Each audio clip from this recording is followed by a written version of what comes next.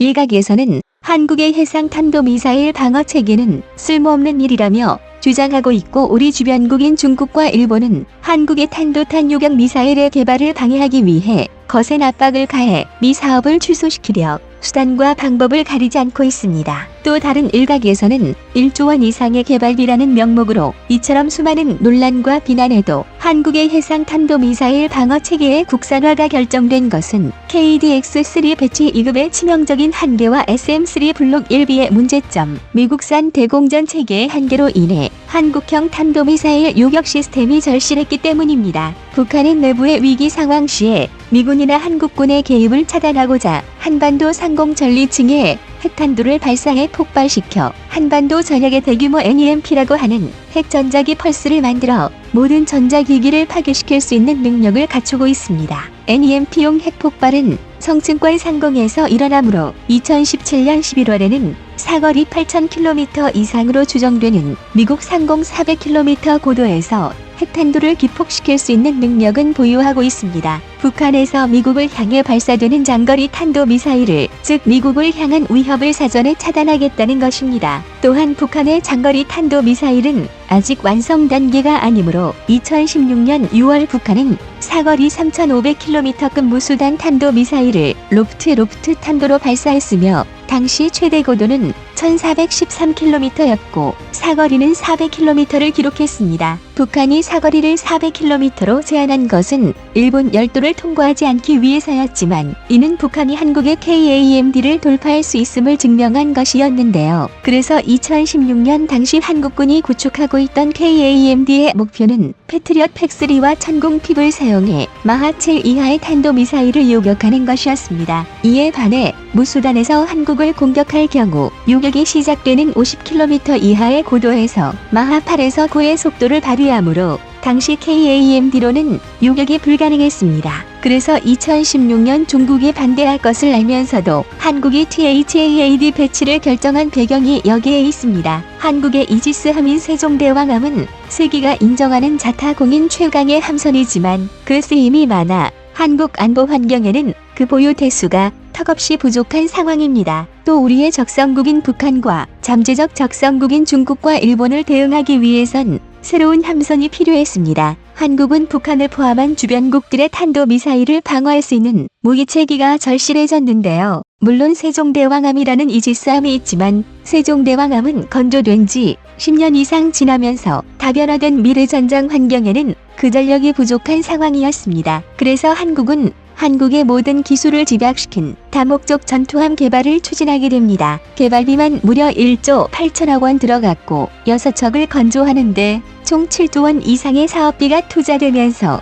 한국이 추진하는 대양해군의 발판을 마련하기 시작했는데요. 이러한 개발비는 KF-X를 제외하고는 한국 해군 역사상 가장 높은 개발비에 해당합니다. 지금까지 한국 해군이 투입한 개발비 중에 가장 비싸던 것이 -3급으로 잠수함 설계와 바로 장보고 건조 사업이었습니다. 디젤 엔진과 잔망경 등을 제외한 거의 모든 구성체계를 국산화하면서 8천억 원이 예산이 투입되었습니다. 과거 한국의 통상적인 함정 개발비는 울산 -1 배치 1급은 개발비로는 1,563억 원이 사용되었으며, 현재 설계가 진행 중인 울산 -1 배치 3급의 탐색 개발비로 166억 원, 체계 개발비로 약 2,500억 원 정도가 투입될 계획입니다.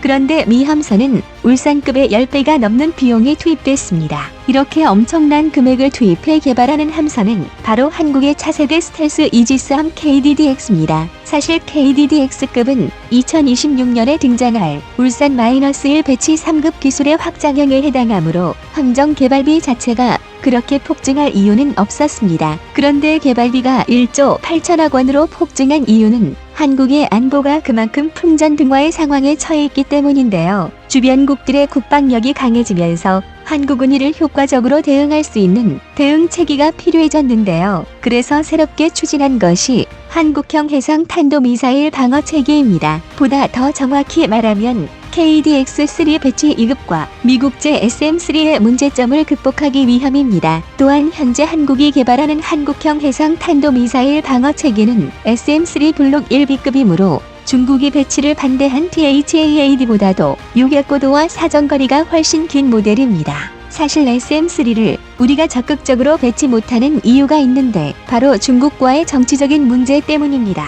만약 SM3를 서해에 배치하면 중국에서 미국이나 일본을 향해 발사되는 탄도미사일을 초기 상승 단계에서 요격할 수 있어 중국의 압박이 가해지고 있습니다.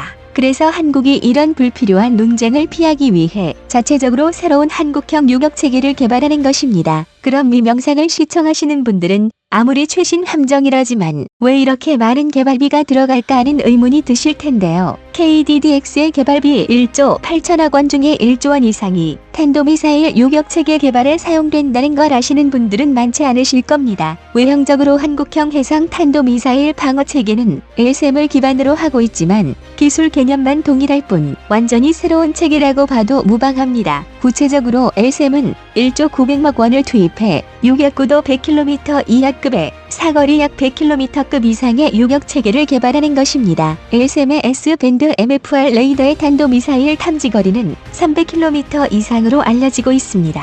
미와 비교해 한국형 해상 탄도미사일 방어체계의 1차 목표는 700km급 이상의 탐지거리를 원했지만 주변국의 정치적인 이유로 300km 수준으로 낮추었습니다. 여기에는 일본과 중국의 반발이 크게 작용했는데요. 그래서 한국은 이를 의식해 일단 성능 제원을 낮춰 발표했습니다. 즉 한국이 기술이 부족해서가 아니라 각 국가 간 불필요한 마찰을 피해 성공적으로 요격 미사일을 개발하기 위함인데요. 따라서 미 미사일이 개발 완료되면 실제 탐지거리는 훨씬 늘어나 있을 가능성이 큽니다. 한국형 해상 탄도미사일 방어체계 사거리 역시 SM3 블록 1B급과 동급을 목표로 하는데요. 요격고도가 최대 500km 수준에 달할 것으로 보입니다. 관련 업계 관계자에 따르면 향후 사거리가 최대 700km급까지 늘어날 수 있을 것이라고 전하기도 했습니다. 현재 LSM보다 한 단계 상향된 성능을 목표로 막대한 시험 개발비를 투자해 세계 최강의 미사일 국가인 미국과 견줄 수 있는 미사일로 개발하는 게 지금 한국이 추진하는 목표입니다. 한국형 해상 탄도미사일 방어체계의 성능이 SM3 블록 1B급으로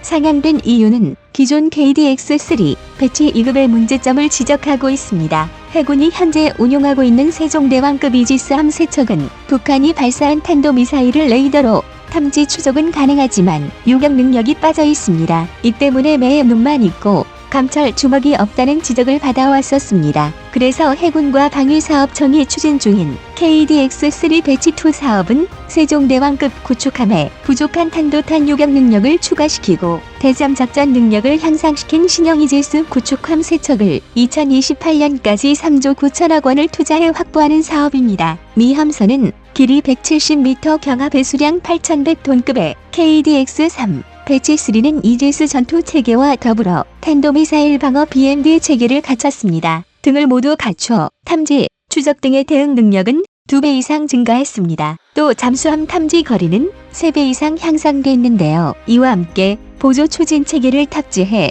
연료를 절감할 수 있도록 설계됐습니다. 미 사업이 마무리되면 그동안 한국 해군의 수건이었던 2개뿐인 기동전대를 3개 기동전대로 구성되는 기동함대 체제로 확대할 수 있게 됩니다. 현재 한국 해군은 2023년을 목표로 KDX-3 배치 2 건조 사업을 진행하고 있습니다. 지난 2018년 국회 국방위에서는 구체적으로 북한의 핵무기를 이용한 EMP 전자기파 공격을 막기 위해 SM3 도입을 검토하라는 요구사항이 있었습니다. 이에 합참은 2017년 9월 제320차 합동참모회의에서 KAMD 다층 방어 구축 등을 고려해 이지스 구축함 KDX-3 배치 2에 해상 탄도탄 요격 유도탄 탑재를 하여 결정했습니다. 해상 탄도탄 요격 미사일의 사업 추진을 위한 선행 연구가 진행되고 있습니다. 2018년 11월 국방부와 방위사업청은 제115회 방추위를 개최해 패트리엇 팩3 MSE 구매를 결정했습니다. 여기서 팩3 MSE는 마하 10 수준의 탄도미사일을 요격할 수 있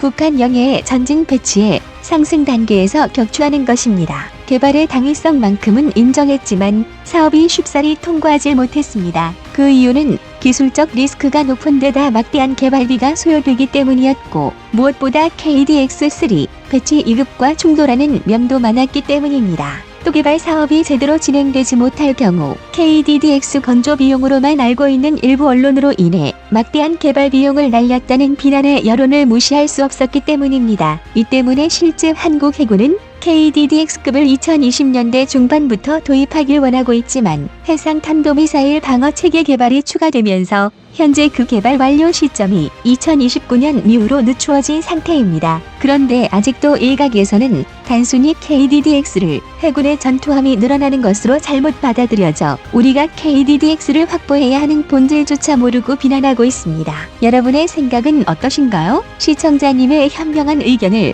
댓글로 남겨주시기 바랍니다.